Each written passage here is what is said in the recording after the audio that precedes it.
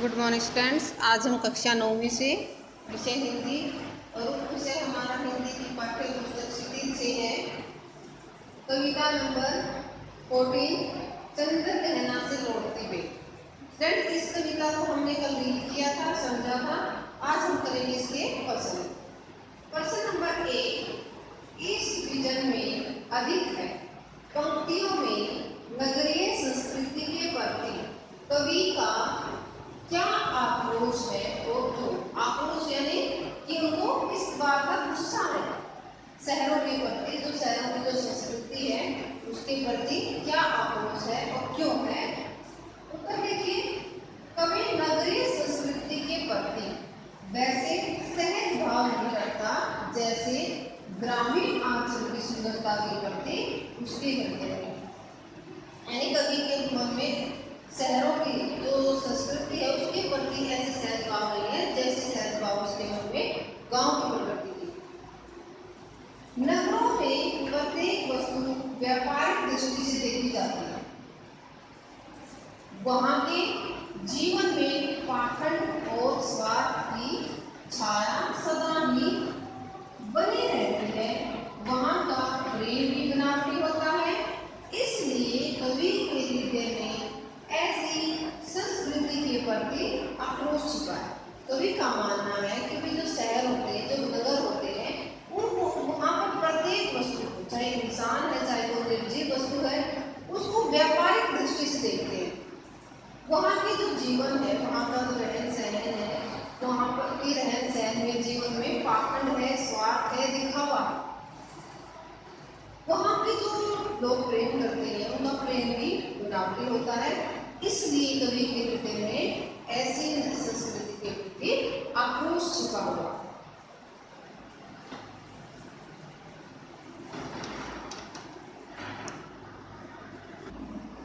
प्रश्न नंबर 2 है हमारा, सरसों को सयानी कहकर कवि क्या कहना चाहता हो। कवि सरसों को सयानी कहकर यह बताना चाहता है कि उसके पीले पीले फूलों से सारे खेत दूर दूर तक पीले रंग में रंगे हुए दिखाई देते हैं। ऐसा लगता है कवि को कि जैसे प्रकृति ने उसके हाथ पीले कर देने का निश्चय कर लिया है। वह विवाह मंडप में सजी सवरी पधारी है। यानी जो कवि ने कविता में पद्यांश में सरसों को सयानी कहा है, तो उसका मतलब यही है कि भाई क्योंकि सरसों की जो फसल है उसके ऊपर पीले फूल आ चुके हैं और दूर दूर तक जो खेत हैं वो पीले रंग में रंग गए हैं। तो ये सब देखकर कवि को लगता है कि भी जैसे सरसों अब ब्याह मंडप में पधार रही है। अलसी के भावों का वर्णन कीजिए।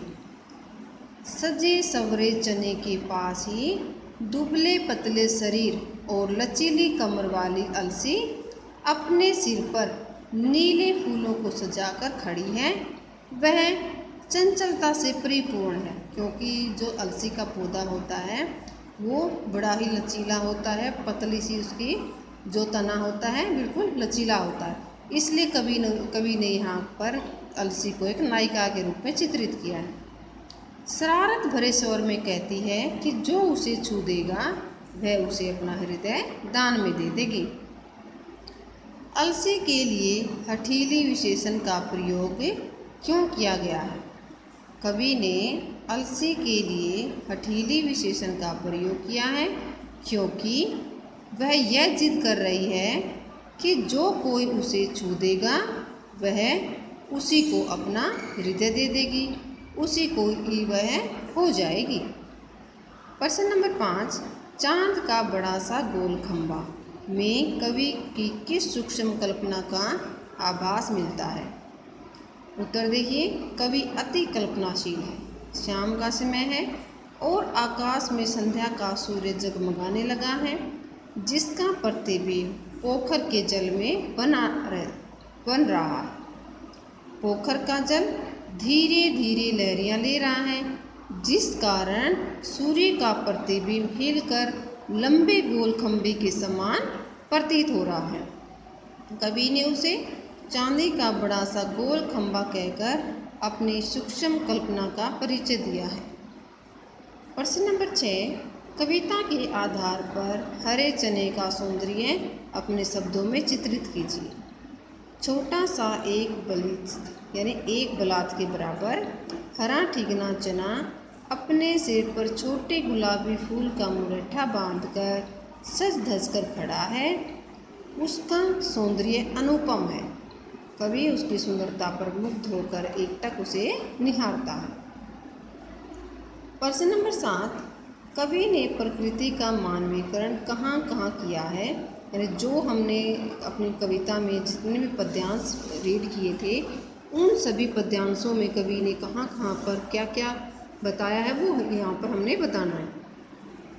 श्री केदारनाथ अग्रवाल के द्वारा रचित कविता चंद्रगहना से लौटती बेर वास्तव में प्रकृति के मानवीकरण का अनूठा रूप है। कवि ने सारी प्रकृति पर ही मानवीय भावनाओं का आरोप कर दिया है। बीते भर का चना गुलाबी फूलों की पगड़ी बांध लपेटे खेत में सज और संवर कर खड़ा है, तो दुबले पतले शरीर वाली हठीली अलसी अपने सिर पर नीले फूलों को सजाकर खड़ी है, जो किसी को भी अपना दिल देने को तैयार है। सरसों जवान हो चुकी है, जो पीले फूलों से सज संवर कर ब्याह मंडप में पधार गई है। प्रकृति का अनुराग आंचल हिल रहा है। पोखर के किनारे पानी में अध डूबे यानी आधे डूबे पत्थर भी पानी पी रहे हैं। चित्र की पुट की जो भूमि है, जो जमीन है, वो बांझ है, जिस पर कांटेदार कुरूप पेड़ खड़े हैं। तो ये थे इसके प्रश्न उत्तर।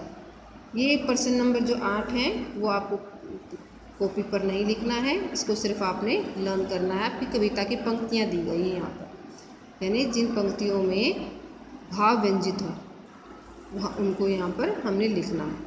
तो आपको इन सभी प्रश्न उत्तरों को अपने पेड़ कॉपी पर लिखना है और इनको याद करना है।